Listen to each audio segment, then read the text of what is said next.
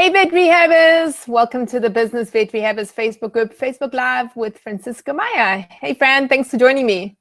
Hey Meg, how's it going? Thanks for having me once again. Guys, if you're listening to this as a recording, please just post your questions in the comments. If you've got questions, I will hop on and try and answer them and get Francisco to answer them if I can't. So for those of you that are live, welcome. Thanks for joining us. And throughout the conversation now, whenever you guys have questions about anything, post them in the comment section and I will put them up and pass them over to Fran. So Fran, we're going to be chatting about Instagram. And I think, Vetrehabbers and social media, some of them have got a grasp on it and others it's just so overwhelming. Because I actually think about it. I think, all the things that we have to keep up to speed with in our profession sort of quickly, and now we have to try and keep up to speed with social media, which is changing all the time. I mean, even the people in digital marketing, they struggle to keep up.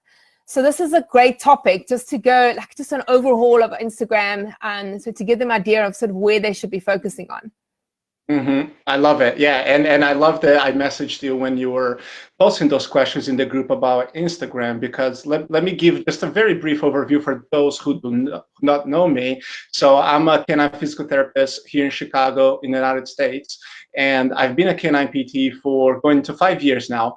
But about 2.5 years, I opened my own business. And the challenge right away was the fact that I didn't have a network of referrals from vets, from anyone else around the area. And I've realized that for me to grow my business, I wanted to rely on bringing on my own clients instead of trying to rely on referrals from other businesses like veterinary clinics. So I started learning a lot about the direct-to-consumer marketing. And the more I learned about it, of course, social media was a big component of it.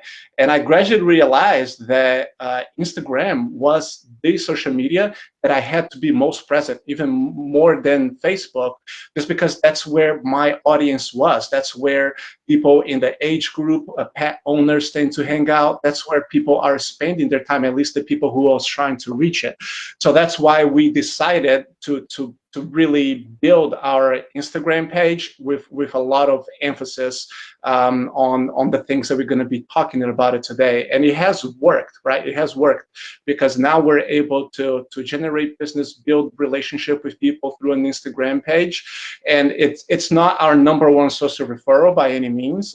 Google is still by far the #1 social referral for our business, but it is a very nice way for sometimes it gives the social proof too. So it's not just about getting referrals, getting clients directly from Instagram, but it's still, if someone finds us on Google, or even if someone gets referred to us by word of mouth, by a vet referral, something like that, and then people go and find our Instagram page and they see all the content, it just shows to them what we are about, what are we doing, and how we're helping pet parents. So it really helps to fine-tune, build a relationship with them. Now, Fran, if I think about the social media platforms, like the two big ones are Instagram and Facebook, right? Let's chat a little bit about, because I think most of us know Facebook. So Facebook was the first one that came on, and most of us in our personal capacities were on Facebook. And then Instagram sort of started to rise up, and some of us jumped onto Instagram and others didn't. So for those of us that are not really that familiar with Instagram, let's chat a little bit about the differences between Facebook and Instagram. Yeah, so nowadays, Facebook actually owns Instagram. That wasn't the case when Instagram came out. I don't know when they came out, maybe 10 years ago or so.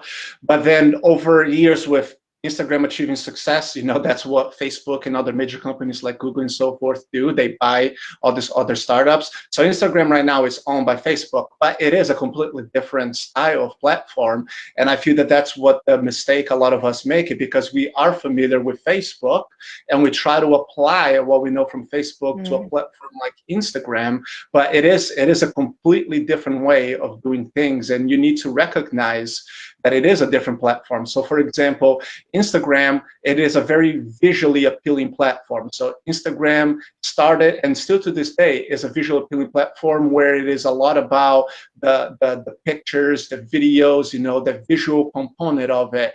Where Facebook, yes, you can post pictures, you can post videos, but Facebook, it is more of a text platform, like where you see more longer posts, more longer text, copies on the post, that kind of stuff. The other big difference to with Facebook and Instagram is how you can reach people. So for example, on Facebook, if you have a post that generates a lot of engagement, then Facebook shows that to a lot of your followers, to a lot of your people, and people can share, right? So people, with the click of a button, they're like, oh, I can share that to my friends, my family, the people who follow me, and so forth. But Instagram doesn't have that sharing capability. So the way that you reach a larger audience with Instagram then is through the effective use of hashtags. That's what allows you to reach more than just your audience. Because if you're using Instagram and you're just putting your posts like you would on Facebook and not using hashtags, the only people who are going to be seeing your posts are the people who follow you. But if you want to be able to reach more of the number of followers that you have then you got to learn how to leverage hashtag. Yeah, and I think, if I think about myself, I never go onto Facebook and search a topic. I just go into Facebook and I scroll through my feed, so all the people that I'm following, what they're sharing. Whereas on Instagram, I actually go and I search hashtags. So like if I want to learn more about social media, I'll do hashtag social media.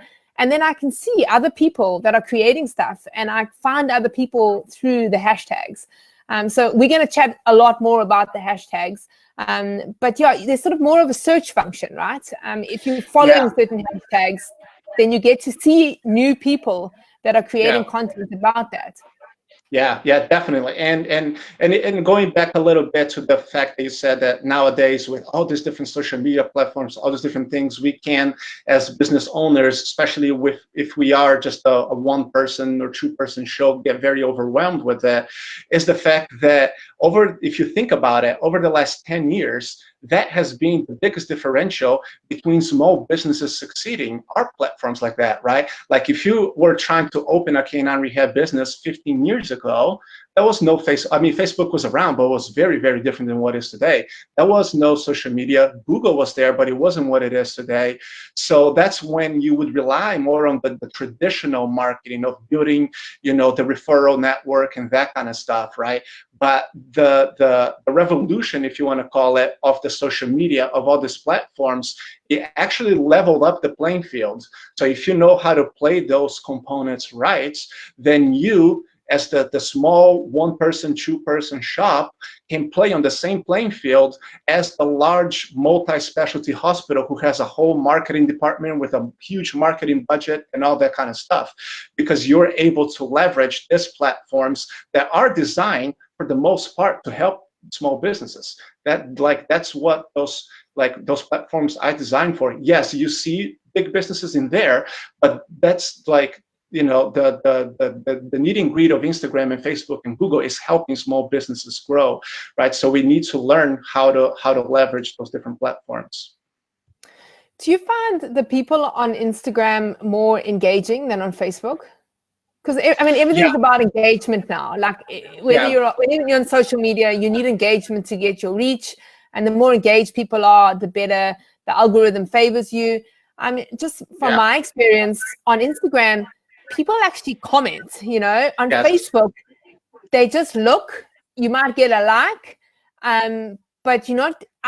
You get shares and you get likes and comments, but not like Instagram. For me, Instagram, I feel like the people are just a lot more engaged there. Definitely, that's definitely the case, and that's one of the strategies to then grow your Instagram is then going to be to engage with people, engage with other accounts. People are more prone on Instagram to send direct messages, private messages like we get much more messages in our private message through Instagram compared to Facebook. People just asking general questions about their pets, or sometimes, in my case, a physical therapist asking how to transition from humans to canines, that kind of stuff. We get a lot more of those on Instagram, and I feel it's because of that. People just are more comfortable on Instagram like commenting and stuff, and I think it has to do with the algorithm, right? Because Facebook is designed more to connect you with your friends and family.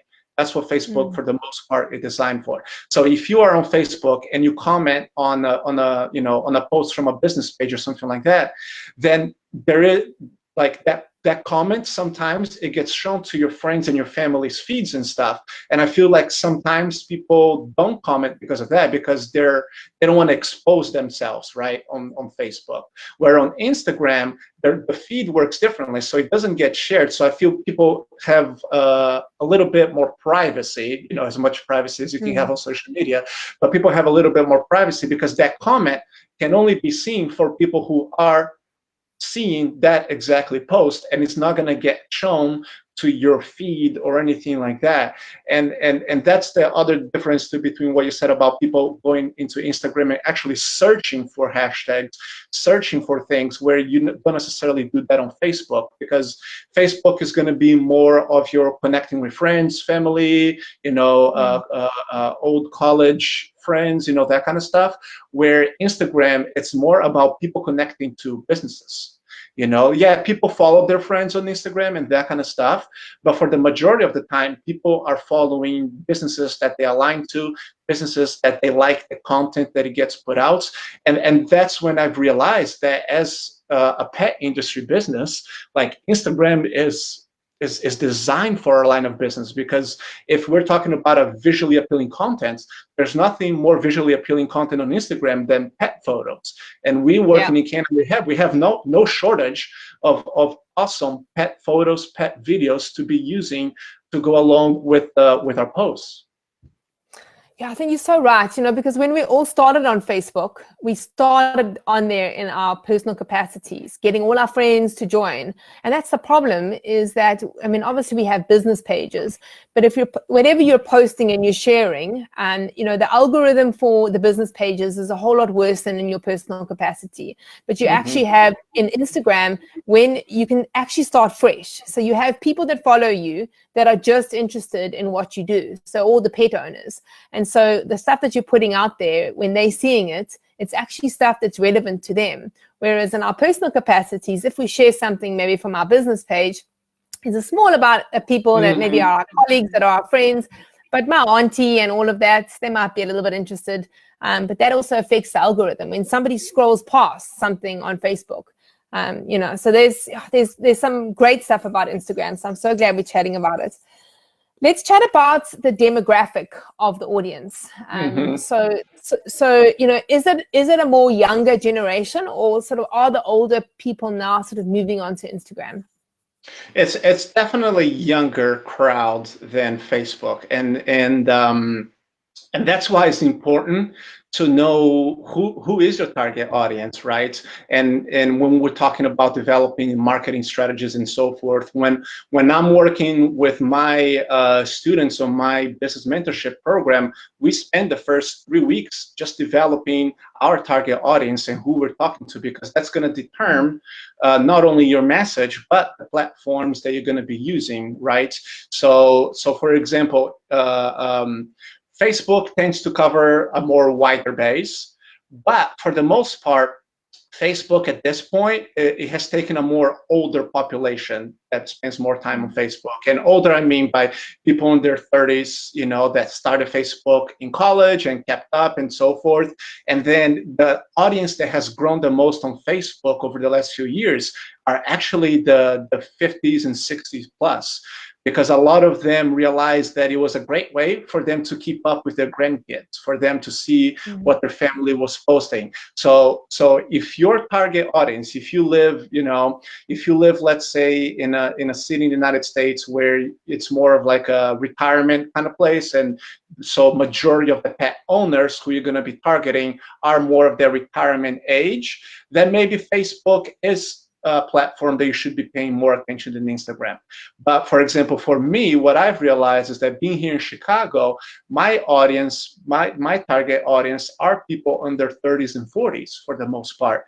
And that's the audience that spends a lot of time on Instagram. Like I said, especially pet owners, right? Especially pet owners on their late 20s, and on their 30s, they're all following different pet accounts, right? Like different pet accounts around your area, all over all over Instagram and stuff. They follow local pet like rescues, dog rescues, that kind of stuff, and they like following local pet businesses too. So that's what I've realized, that if I wanted to put myself more efficiently in front of my audience here in Chicago, which was that demographic on their between 30 and 45-year-olds or so, and women, right? Instagram, it is more heavily tilted towards women, but once again, if you really think about it, when we're talking about pet owners who are contacting us to get services for their pets, majority of them are going to be women. If you pull any of the business owners listening, if you pull the data over, however many years you've been open, and you see, even if it's a couple bringing their pet for therapy, usually the person who's going to call and contact you is actually the women in the household, right? So if we're trying to target women between like 30 and 40s or so, like that was the platform that I knew I needed to be on. To actually know, so like the demographic of your audience, you need to get your developer or web designer to put Google Analytics on, and you can basically log in and you can, so men and women, where are they coming from? So what areas close by to you? It can even say like cities, and then it'll also say the people that are coming. So about the Instagram being so much more women is so interesting, because on our website we have exactly that. So like the Instagram, if you look at the insights on Instagram, so you can look at insights on your website, on Instagram and Facebook. If you look at all the social media for us, for Online Pet Health, we can see like we have a large percentage of women on social media. But if you look at our website, the people that are coming to our website, it's pretty much a 50-50 split between men and women that are actually coming onto the website. So yeah, but you're right. Who are generally organizing things for the household and generally making the appointments. So Instagram and Facebook are the place where most of the women are. I think it's because more social, right? I mean, I don't know. Do you spend a lot of time on social media that it's not for your business? Not anymore. I mean, I did. Now it's just more me trying to be efficient with my time. So I don't spend much unless it's more business related kind of stuff. But the interesting thing is that most evenings, my wife and I are sitting watching, whatever show on Netflix and whatnot. And I'm watching the show, and sometimes I'm checking emails, sometimes I'm checking social media, but most often than not, I'm watching the show or the movie. And she likes to have the movie on, but then she's on Instagram. And it's fascinating. It's fascinating because I keep my eye on, and I can see her behavior. I can see how she scrolls, what she sees, that kind of stuff. And like, I'm not, being nosy, but it helps me understand better what people are doing, right? So for example, when we're talking about Instagram, what people do is they start scrolling like super fast. Right? They just go like at a super fast pace, and then suddenly they need something that is going to catch their attention, and then they put their finger on the screen to stop the scrolling. So you literally have like a split second, 2 seconds, 3 seconds at the most to get someone to do that, to get someone to be like, oh, let me stop this and see what is that Francisco or the Canine PT or whoever is talking about. So that's when having that we call the hook, and which when Instagram is the picture, that's when having that picture that makes them stop and be like, whoa, what is this about? Then if they see that, then they're gonna stop and read what you have to say, kind of stuff. So it's just very interesting. And yeah, I don't know exactly why it is more women than men, but if you look at the analytics, if you look at the insights for both of those, it is heavily tilted towards women. So what kind of posts are you posting? So like what do we need to post in order to get that person's attention, to get them to stop and hold their finger down? Yeah, so we do have a different like schedule of posts now that we follow. So we post twice a week on weekdays and once a day on weekends. So we're posting 12 posts a week. Of course, some posts do better than others and stuff. So you kind of like learn over time the things that tend to work a little bit better or not.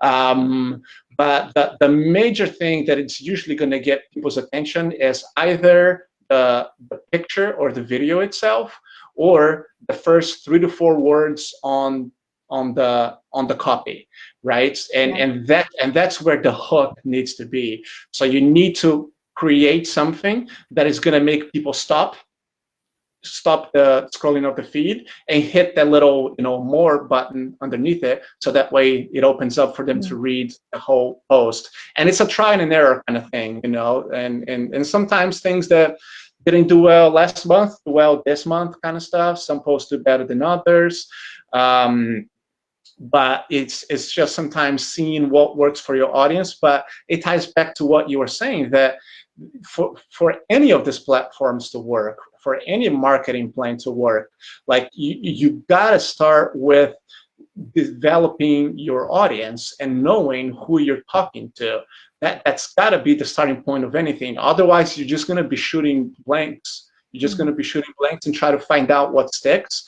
And then that's when people get frustrated. That's when people do Facebook for 2-3 months and they're like, oh, that's not working for me. Let me go try Instagram. They do that for 2 or 3 months. That definitely didn't work for me. Let me try Google. And then they just keep going around, because and failure was not on the platform itself, and sometimes not even on the technical aspect, because sometimes people can learn the technical aspect, but it's just that the message wasn't on point. And if the message is not on point and it's not relatable to your target audience, then it's going to be very hard to create what you're trying to create out of there. Yeah, so I mean, I know that for your practice, you've actually sort of targeted senior pet owners, so senior, like the people have got dogs and cats that are older. So not all of the Vetrehabbers have actually gone into a niche. So how do you feel about those ones that are sort of just targeting everyone, and then that message that you're trying to put on Instagram? Yeah. So that is one of the things that that I've learned with direct-to-consumer marketing, and that I teach my students as well, and is that you gotta have a niche. And in the beginning, I actually pushed back against my own business coach, because in my head I was like, well, but I'm doing canine rehab, that's already a niche. And he was like, no, you gotta niche down even more. And I tried to market more broad, just canine rehab, and it wasn't sticking. And when I made the pivot with more the senior dog, and over time the consistency, so it didn't happen overnight, but 4-6 months in of us being consistent with that message, I really started seeing the benefits out of it, right? And the one thing that it really stuck to me is that we have to, what is, I'm trying to remember now, we have to, our goal should be to be everything for someone instead of something for everyone, right? Yeah. So everything for someone instead of something for everyone. But that's what I see, not only canine rehab, but even physical therapy, human physical therapy as well, that we're just trying to help everyone. We're like, oh yeah, I can help you, I can help you, I can help you. And the message just doesn't get across in a very efficient kind of way. It's the jack of all trades kind of stuff, instead of just really honing down on who you want to help. And then my students often ask me, they're like, well, but I don't want to help just this population. I don't want to help just that population. And what I tell them is like, that's not what happens. Like, we don't see only senior dogs. We see a very fair share of CCL pairs, TPLOs, that kind of stuff. We see neural dogs, just not as much. But it just helps get the message across, and helps build to the public, to our followers, to the community that we're trying to build a specialty that we have become known for. Yeah, I mean, it's just about your marketing message. Because if you like put a message out there and you say, having one post like all about neuro cases, how you can help them, and then degenerative myelopathy, and then sports medicine, when the people are following you and seeing them, you're only touching, like connecting with that person in the sports medicine when they see that. But what you want is for every single time somebody goes through and sees your post, they want to look at it and want. So it's really just about marketing to that specific niche of people. But if you think about it, if you're getting referrals, you're not getting referrals from vets and other people only in that niche that you're marketing to. They're referring to you as a vet rehabber. So you're going to get all those other cases. And I think it's something that everyone worries about. They're so scared if they niche down then they're not enough pet owners in that specific niche, but you'll still get all those referrals. You mustn't worry about that. And the thing that I know is, like, if you market to everyone, you market to no one.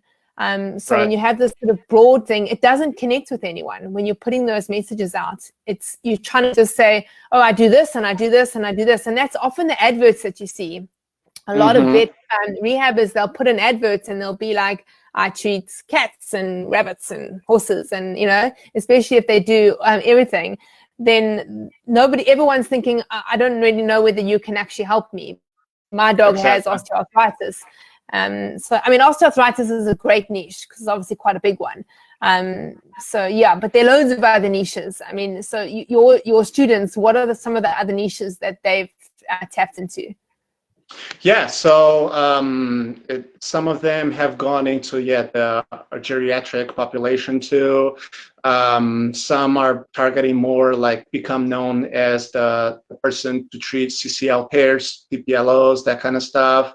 Some are going more into the neurological cases, especially knowing that those cases they're going to need like lifelong care kind of stuff. So it's a different kind of approach, because then you have to show to people that this is a lifelong commitment kind of stuff, instead of like that 10-week program or something like that. So I'm seeing, like hip dysplasia as well. So now they're starting to branch out a little bit more. And that's the interesting thing too, is that even the ones who are seeing, or marketing towards a specific niche, it's not that they're only getting those referrals, they're only getting those kind of patients, but it's just like you said, it's just the message needs to come across in a much more consistent way. And then once you know your audience, then you can make Instagram, then you can make whatever platform. Then you learn the technical aspect, of course, of using those platforms, but you got to combine the two together. You got to combine your audience and your message with the technical aspects of how to appropriately use each one of these platforms. Let's chat a little bit about how you are actually using Instagram right now to get new clients. So I think that's a question that a lot of vet rehabbers want to know. So the major thing to keep in mind is that your number one goal with Instagram actually should not be to get new clients. And that's a little bit of a mindset shift that you need to make. And that's when people get caught up. It's like, oh, I've been doing Instagram for however long and I'm not getting any clients. Well, maybe that's why you're not getting new clients, because instead of you focusing on what you need to be doing, which is building relationship and forming a community, you're just trying to get people to book an appointment with you through Instagram, and that's not gonna work, right? So you can't go into Instagram and be like, oh, hey, look at this patient doing this acupuncture or laser treatment. Laser helps do this, and that. Call us today to book an appointment. Like that's not going to work. But if you play the long game, and that's the difference when we're talking about different leads, when we're talking about social media leads, this is the long game. Because if people are in a quick need of your services of canine rehab, if they're vet recommended rehab or they've heard about it somewhere or whatever it is, they're not going to go into Facebook or Instagram to search for that. They're going to go into Google, right? So that's why it's important to understand like how the different platforms work. If you need, if I need to find a new eye doctor, I'm not going to go on Instagram and search for eye doctors. I'm going to go to Google and search for eye doctors near me, right? So Instagram and Facebook, it's a long-term game, and the major goal should be for you to build a community of people and build relationship with that community, right? And people get sometimes also so caught up with like, oh, but I don't have as many followers, I only have like 500 followers, and such and such business has 10 times that amount or something like that. But at the end of the time, it doesn't. At the end of the day, it doesn't matter how many followers you have. It's about, are you able to build that community? Because if you have 500 followers who are your target audience, who are the people who you're looking for, and you're building relationship with them, you're communicating with them, and you're educating them, you're going to be much better off than having 50,000 followers that are just random people from everywhere in the globe that are just they're just not interested in what you have to offer. Yeah, that's something I want to say is, guys, never ever buy followers. Okay, it's you don't need followers. Like Francisco says, you actually just need connections with them. So it doesn't matter how many you have. That is the worst thing that you can do, is to actually buy followers. Agreed. So I read this thing, it was probably about 2 weeks ago, and it was by Jenna Kutcher. She's got a massive Instagram account, and like social media is her thing. And it was so amazing because it actually described what social media is so well. And I want to share this with you guys. So what she said is, social media is like a party, okay? So it's like when you go to a party and you don't know people, you mingle around and you walk around and you chat to all different people and you listen to what they have to say, and then you comment, you help them. But what you don't go there and say, hey, this is me, anyone with pets, like, come, I can treat your animal. If you've got a dog, anyone hip dysplasia, I can treat your dog. So you don't do that at a party. At a party, you're there to make friends. And so how you see it is, social media is the party. You make friends with the people, you connect with the people, you help them as you would at a party, as you would be. You take them to your house, and your house is your website or your practice. And then once you invite them to your house, that's when then you can say to them, listen, I can sort of make that transition into actually treating them. But you've got to make friends and connect with them first. And it takes a long time. Go to and very rarely you go to a party, you'll have to talk to somebody quite a while before you say, hey, would you like to come over to my house and have a cup of coffee and let's chat a little bit more about this. So I really loved the way that she described this, because, you know, it's so, whenever I'm trying to explain this to Vetrehabbers, I'm always trying to say to them, you know, use social media to engage and connect and to serve your audience. But her description was so great for me. I think it'll help you guys to actually understand what we're supposed to be doing on social media. So we shouldn't be shouting out and saying, hey, check me out. We should just be saying, like, this is how we can help you, and serving and educating and connecting and supporting people. Yeah. And absolutely agree. And one of the other things is, like, it ties back to what I was saying earlier about social media and those kind of platforms over the last decade being the greatest equalizer between us small micro businesses and maybe the large specialty hospital around you and stuff, is the fact that now more than ever, people are buying new. Right. And that's one of the major benefits that we have when we run a very small shop, or even if it is just you doing mobile and that kind of stuff, like I know a lot of people in this group do. Like, people are buying new, and you got to use that to your advantage versus the large specialty hospital down the clinic, that they're not creating that bond, that relationship with people. Right. So one thing that I tell my students is that if you're going to use social media, you have the permission to be yourself. Right? And don't try to create this different persona on social media than what you are on a day-to-day, because one, you're going to burn yourself out by doing that. It's just not sustainable. Two, people are going to see right through it, and they're just not going to connect with you. People are going to see it that you're being fake. People are not going to connect with you. So just have the permission to be yourself. Just be you, and then allow yourself to build a relationship with your followers, with your people, just like you would in an in-person networking party event or something like that, just like you commented on. Yeah, so let's quickly go back to Instagram. So I wanted to discuss all the different areas in which you can post on Instagram. So, because I think that sometimes that can be a bit confusing. Yeah, so on Instagram, you have two main areas to post. So you have your regular post that goes into the Instagram feeds, and you have the Instagram stories that kind of like goes at the top. It's interesting because when I started using Instagram about three and a half years ago, the feed used to be in a chronological order. So we would always follow like a specific timeline. So the time of the day that you posted, then it made a huge difference, because you wanted to post when your audience was on their phones on Instagram. Now they switched then to just like Facebook being a feed that has different algorithms to it. So the timing of the post is still important, but not as important as it used to be, as long as you create good content. But the one feature from Instagram that has been growing a lot over the last year or so is the Instagram stories. And once again, I'm watching people's behaviors. I'm watching my own wife's behaviors. And sometimes that's all people are doing on Instagram nowadays is actually the stories.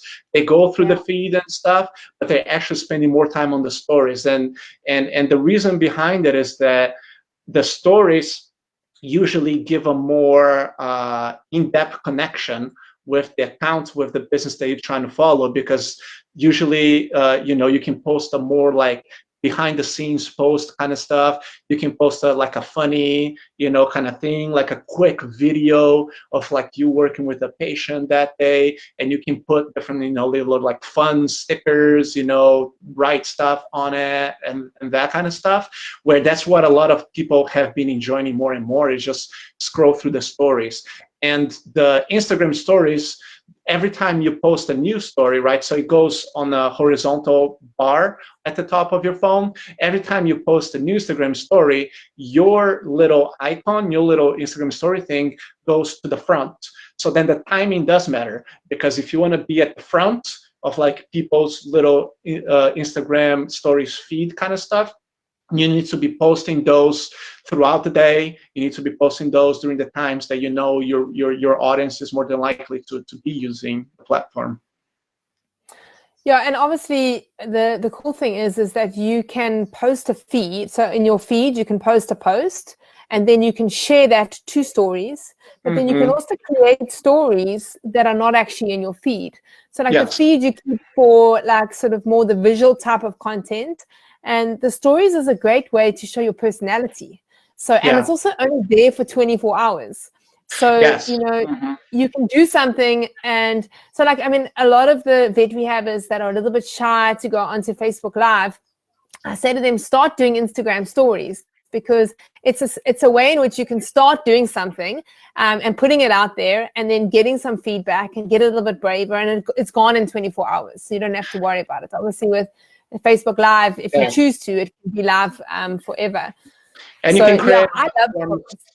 Yeah, and you can create other forms of engagement too, because you can do polls, you can do like, like yes and no kind of questions that people choose their answer. They're like little tools on it that it increases the engagement with your page, and then it all ties to Instagram's then algorithm, because if Instagram is seeing that people are engaging with your stories, then what they're going to do is they're going to show your posts to people more often on their feed.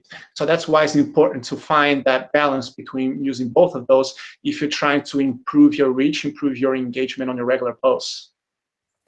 Yeah, I mean, do you think you can ever post too many stories? I mean, do you think there's a limit? Me personally, I think so. Sometimes when I'm scrolling through my Instagram stories and I see that a certain page has like 15 different little things that you can, swipe it through it, like I'm like, oh, that's a lot of stuff. So I just go to the next one kind of stuff. Yeah. So, I mean, I feel like it can get to be too much, but I mean, it would have to be, I feel like more than 10 or so, they'll be too much. I feel like between like 3 and 5 things at the most that people can scroll through your stories, it's probably a good number. And the stories can kind of like build upon one another, so it can be like a little longer story that you're telling in a few different posts, or it can be a video. So you can grab your phone and you can record a 1-minute video, and then Instagram chops that off in like 15 seconds, Instagram stories kind of thing. Yeah. And what about Instagram lives? It's not something, I think I might have done one live ever, but it's not something that I've dabbled in. Have you been doing any Instagram lives? We did a few, especially when the stay-at-home orders, with COVID and stuff had just started. There was a few Saturdays in a row that we did like a webinar on different topics, and we went live with 2 phones set up, one on Facebook and one on Instagram. Just because if we're doing it, it's like, why not? But definitely like looking at the data, there wasn't as many, like the Facebook Live definitely, like we got a lot more engagement out of it. Instagram Live, there was like a handful of people on it. Some people asked questions and stuff, but once that was gone, it was kind of like gone. Where the Facebook Live, it continued to create engagement for at least another week or so of people watching the replay later on, commenting and that kind of stuff. And then obviously there's IGTV. So another one that we could do. Which, yeah, that was Instagram's play at trying to compete with YouTube. It hasn't really taken off, but even Instagram stories, if you look at Instagram stories, that was Facebook's, at that point, Instagram was owned by Facebook. That was Facebook's way of competing with Snapchat, right? So Snapchat started really taking it off. So Facebook was like, oh, we need to take advantage of something similar. So they created Instagram stories, right? So that's what they did with Instagram TV as well. But yeah, it hasn't really picked up much. I feel like if you have the kind of business that you're having hundreds of thousands of followers on Instagram, and it's more of like a store, like you're selling products online through like an online store, and Instagram is your way of generating, leads to that business, then I feel like Instagram TV can be really well used. But I feel, at least for now, for our line of business, it's probably not where you want to be investing your time. Yeah, one thing I learned about IGTV, so you can load up a video basically from your phone, and then when you load it, you can say you want it to go into your feed, but then it goes into feed and it just takes the very first image that it sees. So sometimes that's not the best, that what they call like thumbnail. But now they've actually allow you to upload video on IGTV on your desktop or computer, and then when you do it on your computer, you can actually use an image or a thumbnail or something as the front, which is a lot better. So that's one of the things I noticed, because if people are scrolling and then the first thing that they see is like, maybe you're filming and then you've just got a wall first and then you move over to the dog, then that's what they see, and then you lose them because they just go, as your wife does, straight past, you know? So like, if you are loading videos that are longer than 1 minute, because you can load obviously 1 minute, if you want to do them onto IGTV, then you can put them on and then take a screenshot or take an image and load that as your thumbnail. Yeah. All right, so shall we tackle the hashtag? Yes. This is a big one. Yeah. How important is it to have hashtags? It's vital for Instagram. So like I said, that's just the way Instagram was built. It's a platform where the way you're gonna reach a broader audience, the way you're gonna connect with other people, other businesses, is through using the hashtags. So if you're using Instagram and you're just posting, but not posting with hashtags, then you're kind of like not using it to the most. You just, like, that's when you're just not going to see that build that you want to see it, because you're not reaching a broader audience. So hashtags is a must. It's a must on Instagram, and that's where people get a little bit lost, because it's the opposite on Facebook. Like Facebook, like, really doesn't like hashtags. Actually, like if you put too many hashtags on your Facebook post, like, Facebook then doesn't show your post to as many people. So you have to find that balance. So so it's the way I have learned, the way that then our social media manager here with the business uses, is we work, and every 3 months we tweak this, we update it, we build what we call a hashtag ladder, right? Because the mistake that people make it sometimes too is they just reach too high. Meaning, if you have an account that you have, let's say 500 to 1,000 followers, and then you're using the hashtags that have like millions and millions of people, like hashtag dogs of Instagram, like, you're also wasting use of hashtags over there, because your reach is so low that it's not even going to show it. So we build a ladder system where we have a group of hashtags that are on the lower reach, on the medium reach, and on the high reach. And as our account grows and we can reach more people, then we can start reaching towards those wider hashtags kind of stuff. And then, and then we alternate between hashtags. So we have Instagram allows you to post up to 30 hashtags. And the way that I generally recommend is putting your hashtags for the majority of the time on your first comment. Because once again, Instagram, it is a visually appealing platform. And if people are scrolling through your post and they just see that block of like 30 hashtags on the post itself, it just doesn't it just doesn't create something appealing that people would want to follow. So usually we keep 1-2 hashtags at the most in the post that are relevant to that particular post. And then on the first comment, Instagram algorithms recognizes the first comment as you would with any hashtag in the post itself, but that's only the first comment. So you got to put that right away over there.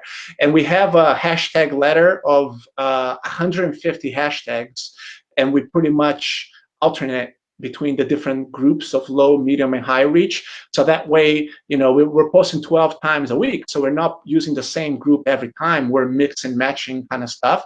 So that way we can reach a larger audience. So there is definitely a much in-depth strategy that can be developed to work those. But at the very, very least, you should be targeting the hashtags around your area, right? So you should be tagging, for example, let's use my example here in Chicago. You should be using local hashtags, dogs of Chicago, Chicago dogs, like that kind of stuff, because that's your local audience. And then local hashtags too, of like different neighborhoods, different this, different that, right? And that's where sometimes I see a lot of canine rehab accounts making mistakes, is that I look at their hashtags and they're not trying to reach their audience. They're putting, for example, the hashtag canine rehab, hashtag dog acupuncture. And I'm not saying to not use those, but if you're using only those kind of hashtags on every post, then you're going to be reaching, for the most part, other people who work in the business of canine rehab, who are going to be checking those out, because the audience that you're trying to reach are more than likely going to be using other kinds of hashtags around your area. Yeah, it's so important to put yourself in your target audience's mind and think like, if they were searching for hashtags to look at something to help their dog, what would they be putting there? They wouldn't be putting canine rehab. That's probably not the word they're going to think.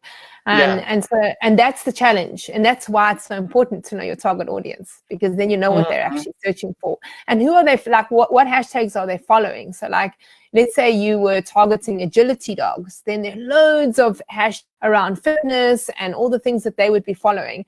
And that's what you're going to be putting in there to try and reach those people. Yeah. So you got to know exactly. You got to know what what they're following, the hashtags, because you can follow hashtags too. So that's the other thing I'll highly encourage. That was one of the questions too that people had posted. It's like who to follow.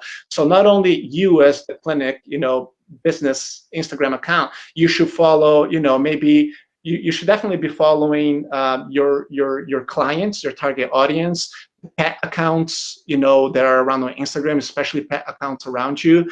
You should be following your referral base. You should be following the veterinary clinics around you, the places that kind of like tend to send you business, that kind of stuff, because you can tag them on posts as well and that kind of stuff. And you can that's the one thing that people don't know sometimes, that you can follow hashtags. So for example, I can follow the hashtag Dogs of Chicago, so that way that hashtag gets shown, posts that do well on that hashtag gets shown into my feed, so I can see, so you asked me earlier today, do I spend a whole lot of time on social media? So I do, but a lot of the times, like I am on social media, but I just have a different point of view, where I'm on social media mostly to do some of my business stuff. But then if I'm just scrolling through the feed and stuff, I'm actually watching people's behaviors. I'm watching what are they commenting, what are they saying, who are they following, because that starts telling me what is my audience doing online. Yeah, and you guys can actually see whether your hashtags are working or not if you go into Insights on Instagram. So if you go into, at the top there, those three lines, you click there and you click on Insights, and then you click on Posts. You can actually see how many are from home and how many are for hashtags. And then there's a percentage. It says there like 67% of the people that this post reached are not following you, and that's really good, you know. So you want those hashtags to be high, and then go back and have a look and see which hashtags you used and was that good. And if you want to copy and paste them, you can't do it on your phone, but if you go back into your desktop and then you sign into Instagram there, you can actually copy and paste whatever you use then at that time, and then you can save that as, this is a good one, this is working now. And like Francisco says, it might work now, maybe not later, but when it's working, keep using it. So measure the things that are working and keep doing it. And the same with your posts. So when you post a post and you get loads of engagement, create more posts like that. So that's what your followers are really, really liking. And then Fran, you also mentioned about the geotagging. I just want to remind you, you mentioned in one of the posts in the group, if you can tell them about that too. Yeah, because that's really good, especially for you guys who do mobile, which we have a clinic here now. That's where I'm at right now. But I started this business just being 100% mobile. And that's a great way for you to show them on your feed what different areas of town you're going to, right? So you're tagging different neighborhoods, different things. And it was interesting because people sometimes would comment back to me. So I'll be working with a client in one side of the city, and they'll be like, "Oh, I saw that 2 days ago you were like, you know, on the other side of town." I'm like, "Oh yeah, I go there sometimes and stuff, you know." So it's a great way for you to reach specific neighborhoods. Now, then, if you have a clinic location, then of course you should be using more of the geotagging surrounding your area, the areas that are, of course, within a reasonable driving distance from you. But that's another great way of reaching people, not just the hashtags, because sometimes people would check, you know, what's going on around the neighborhood, and they'll click the little icon that has, you know, their town, their neighborhood or something like that, and then your post can be shown to people that way too. Yeah, so guys, I don't know if you guys can see that. It's that add location. So when you click on there, it actually brings up where you are, and then you can just click on wherever. So that's what geotagging is. Cool, let's have a look and see if there are any questions. The only other thing too I was going to say is the one question people ask me all the time is about the content, because they're like, "Oh my God, how do you create so much, you know, content to be posting, you know, 12 times a week?" But that's the thing, you're not creating new content like every time. Yes, it is going to be more work in the beginning, but first of all, that's why my students, and I think I saw at least a couple of them commenting that are here live, I tell them from the get-go, start writing blog posts, because you're building content library that you can repurpose and reuse it, and you can take one blog post and convert it into like 4, 5, 6 different shorter Instagram posts. But then if you posted something today and it did well, it doesn't mean that you can't use the same post 2 months from now just with a different picture, right? So once you create a library of content, you're just constantly reusing a lot of the same content, and then you're just adding a couple new things here and there as you go along. So yes, it is more overwhelming to begin with, but once you get it going, and once you know, if you keep track of all those things and stuff, and it's easy copy and paste to then use the same copy, the same content kind of stuff, you're just going to save yourself so much more time down the road. Great tip, Fran. So Harriet asks, what kind of message do you give older pet parents, i.e. 40 years plus? Harriet, I'm 40 years plus older, versus younger ones, i.e. 20 to 30 years old. Yeah, so that's the challenge sometimes with marketing in our line of business, because if I was still a human physical therapist, which I mean technically I am, I just don't treat humans, like I'm targeting directly to my patient, right? Where in our case we're targeting to the client, to the pet owner, where you can have that difference kind of stuff. So the difference in message is going to be what are their pain points. What are the things that they're struggling with, right? So you're still focusing on the pet, but in a way that how that loss in mobility, loss of independence with their pet is affecting their lifestyle, their day-to-day kind of stuff, which that doesn't change no matter if you're 20, 30, 40, or 50, is affecting your day-to-day in a specific way. And no matter what age group you are, the way that your pet is affecting you is still more or less the same. Thanks, Fran. That's a good question. My Insta and Facebook are linked, but my hashtags do not work on Facebook. If I posted them on Instagram, maybe user error.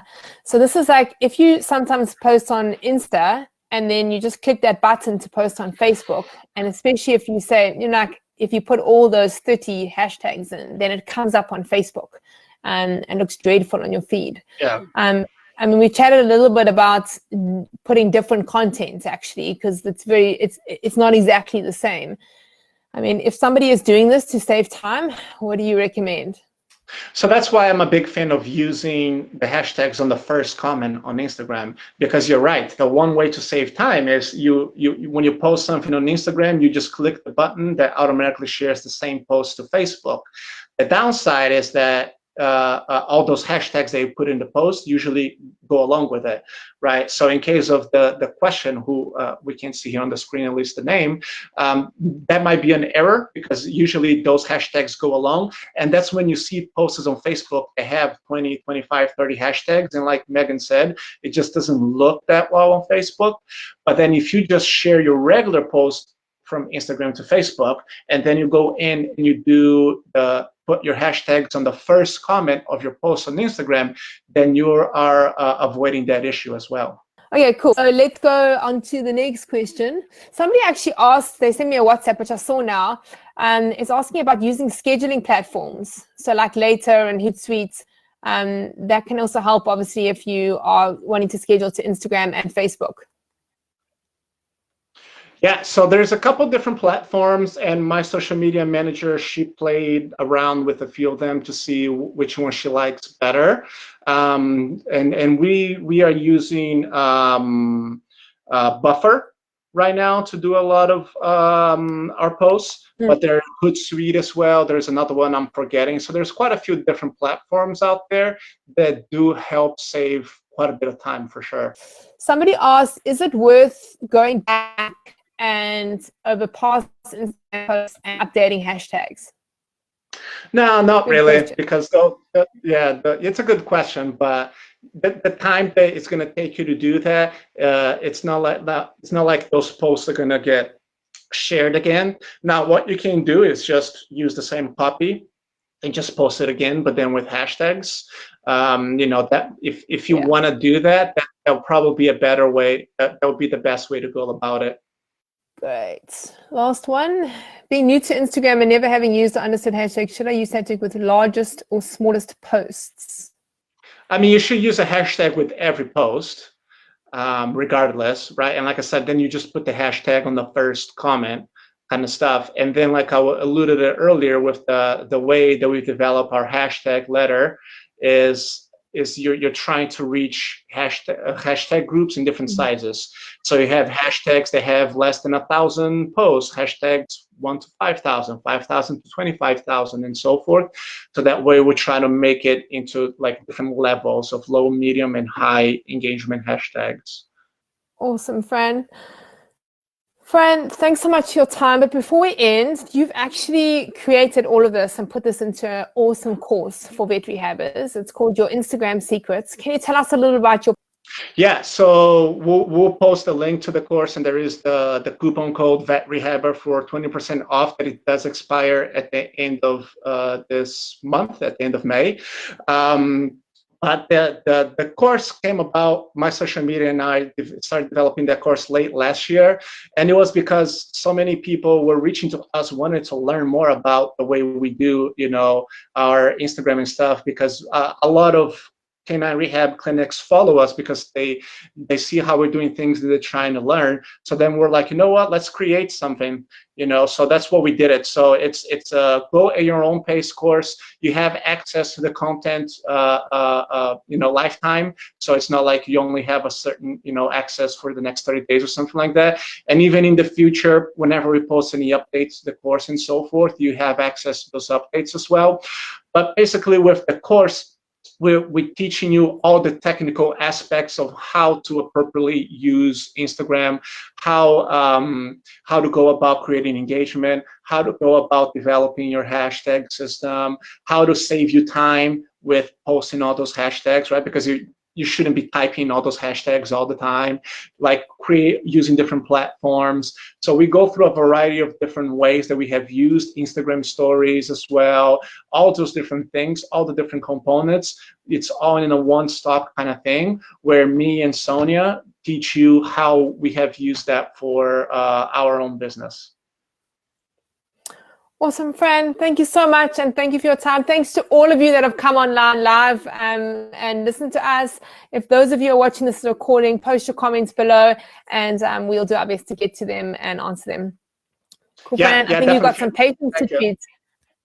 Yeah, I have another meeting that's supposed to have started. But yeah, thanks so much, Maggie, for having me. But yeah, if you guys have any other questions afterwards, later today, later this week, just post it here, comment in this post, and I will go back later this week and go through it to make sure that every question is answered.